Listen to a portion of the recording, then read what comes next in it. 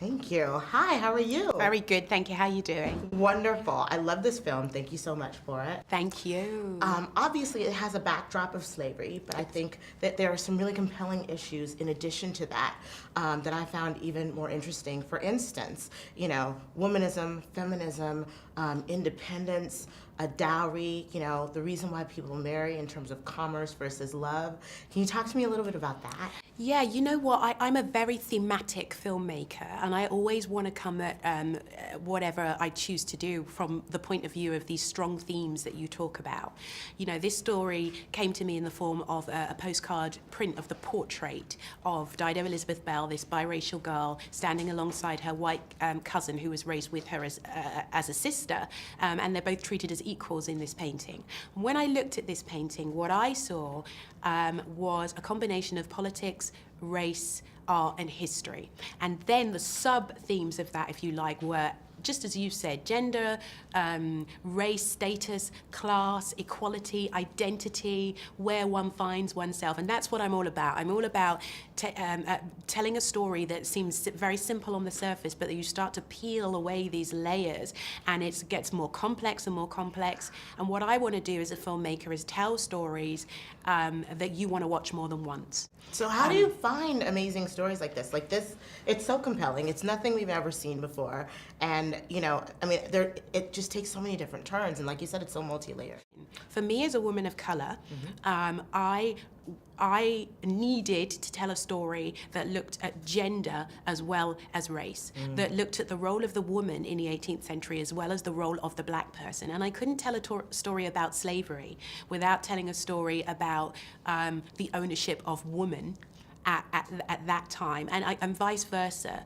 Now, you know that at that time, if you inherited money from your father as a woman because there was no brother to inherit it first, yes, that a man had to be made responsible for taking care of your money because you were not, you couldn't take care of your own money. Woman. And the minute you married a man, he owned your money. Right. He owned any property, any land you had. It immediately became his. And that is why marrying became about status, because if a man chose well, then he could up the amount of land that he had, he could increase land, and that increased his political power, that increased his power. So I think it's about informing yourself, making sure that you have all of the knowledge so that you're not telling a conventional simple story. This could have been a very simple love story that was just about, a biracial girl who falls in love with a wannabe lawyer and is raised in an aristocratic family, and where all of these subtleties, these nuances were not explored.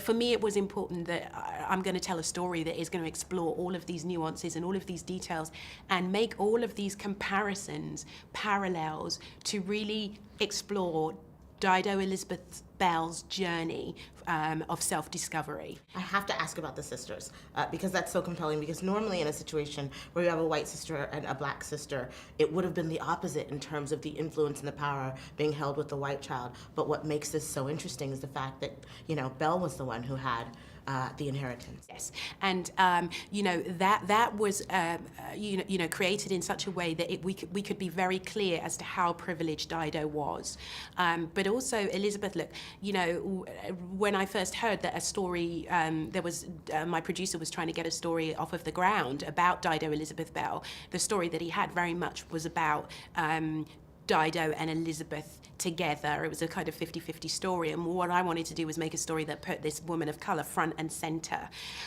But nevertheless, and that's because she is front and center to me of the story, but I also wanted to create a star of whoever was going to play her. Mm-hmm. However, Elizabeth needs to be in there as a supporting character. Agreed. Somewhere in the background, because you need to know everything Dido is and everything Dido isn't, and therefore you need that mirror of what the traditional, blonde English blue-eyed girl, would have looked like at the time. And yet, in order to express Dido's aristocratic privilege, she was more privileged than most most white people of the time.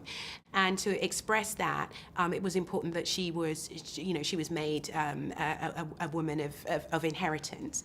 But also in doing that, I wanted to create a sisterhood, a bond, to show, look at how much stress we can put on this relationship. And a lot of stresses, and it gets to a point where I think it's very stressful for the audience to watch something that happens between the two sisters, and yet their sisterly bond keeps them together. And because I was making, a woman-centric film, and by saying that, I don't mean a film that will not interest men, because I'm telling you, Tom Wilkinson's role and is punching guys in the gut, and they're loving it. But I mean a woman-centric film in the sense that this is about the woman's journey. This is about a woman's journey of self expression. It was important for me to throw all those elements in there. You got everything in. Everything was wonderful. Thank you so much. Thank you. Is way over, but I was loved speaking that like 10 miles an hour. I know, you gave me so much time. It's just like, I love it.